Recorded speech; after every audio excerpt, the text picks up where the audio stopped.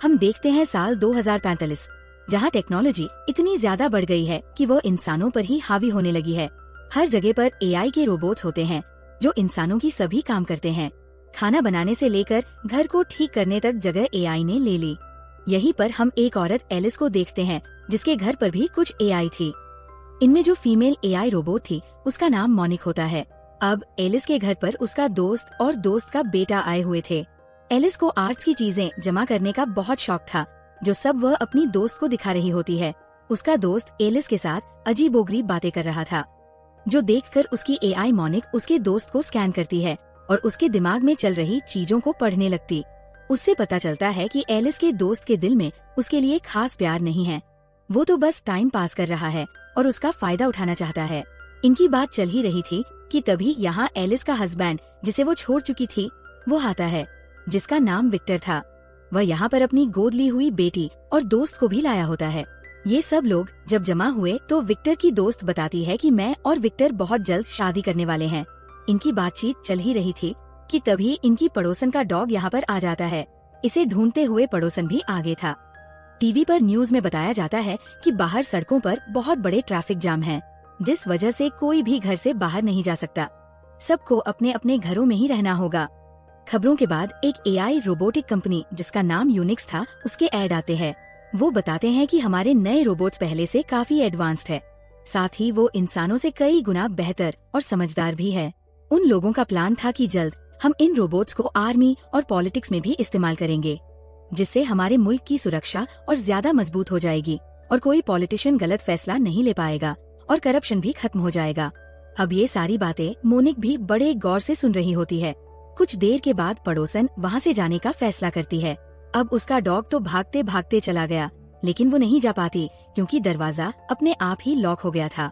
पड़ोसन थोड़ा परेशान हो गई और उन लोगों से इस बारे में पूछती।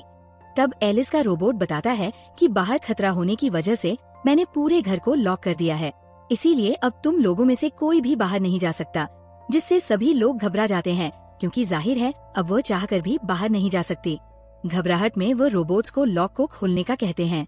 तभी यहाँ पर इनका एक अजीब सा रोबोट आता है, लेकिन वो बाकियों की निस्बत काफी समझदार था, जिसे खुद विक्टर ने बनाया था। वो बताता है कि ऐसा मैंने आप लोगों की हिफाजत के लिए ही किया है। दरअसल इन रोबोट्स को लग रहा था कि यूनिक्स कंपनी के रोबोट्स इंसानों के लिए खतरा है, जिस वजह से इन सभी रोबोट्स ने फैसला किया कि हम अपने इंसानों को घर पर लॉक कर देंगे ताकि उन्हें कुछ हो ना जाए। कुछ देर के बाद हम सब रोबोट्स को एक जगह पर इकट्ठा देखते हैं। वो सभी आपस में बातें कर रहे थे, जिनसे हमें पता चलता है कि वो बुरे नहीं हैं, बल्कि इंसानों की तवज्जो और प्यार हासिल करना चाहते हैं।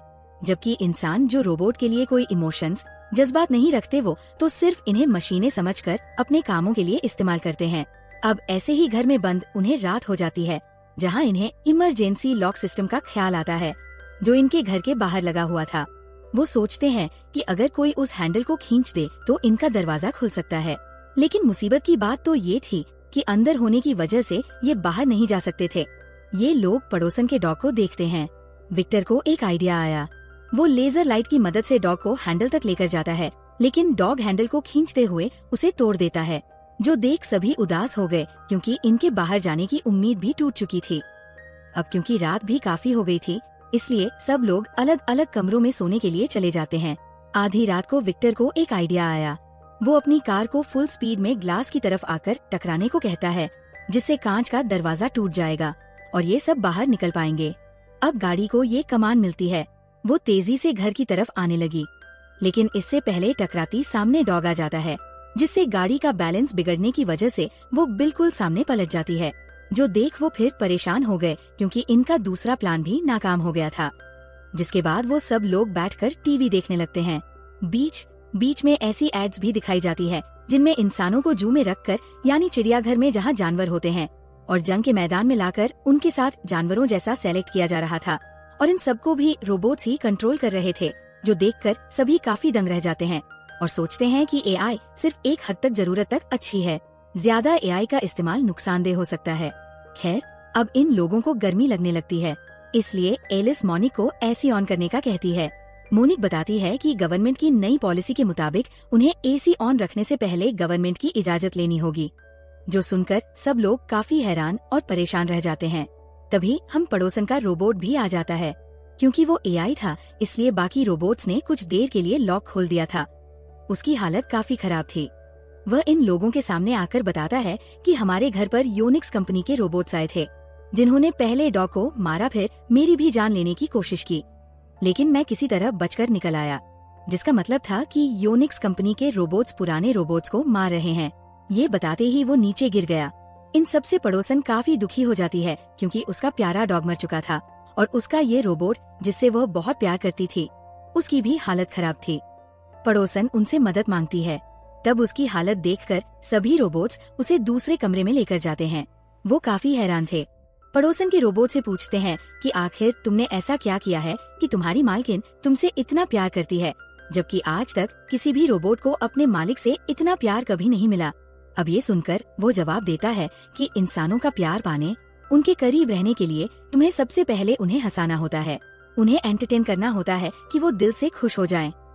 इसके लिए जाहिर है तुम्हारे पास इतना टैलेंट होना जरूरी है कि तुम्हें हंसाना आता।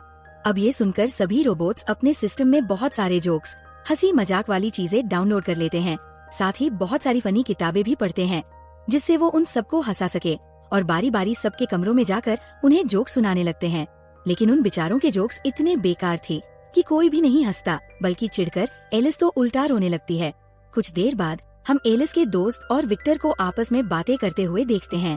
कह रहे थे कि रोबोट्स हैं, हालांकि मशीन्स हैं, लेकिन देखो तो सही कैसे खुद ही फैसले ले रहे हैं, और इन्होंने हमें यहाँ कैद कर दिया, और अब हमें जल्द से जल्द यहाँ से निकलना होगा, वरना हम यहीं फंसे रहेंगे।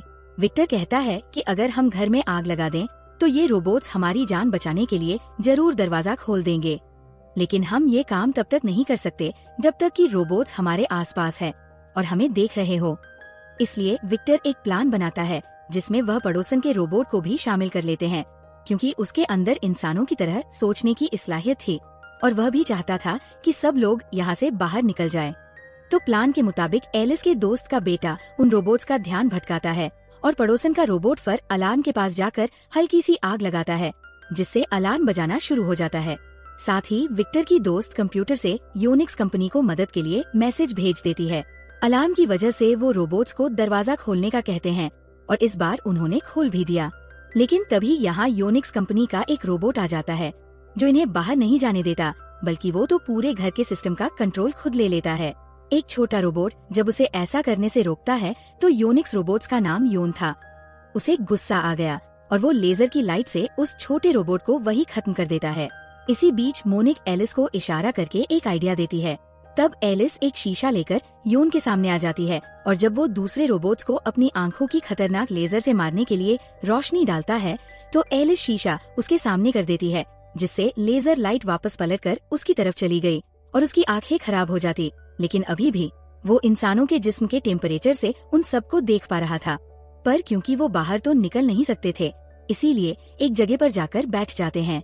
बहुत गर्मी थी, इसलिए सब काफी परेशान होते हैं।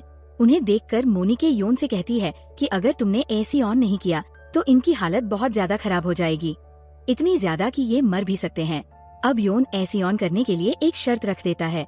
उसने कहा कि मैं एसी तभी ऑन करूंगा जब तुम सब सर्कस के जानवरों की तरह उल्टी सीधी हरकतें करोगे।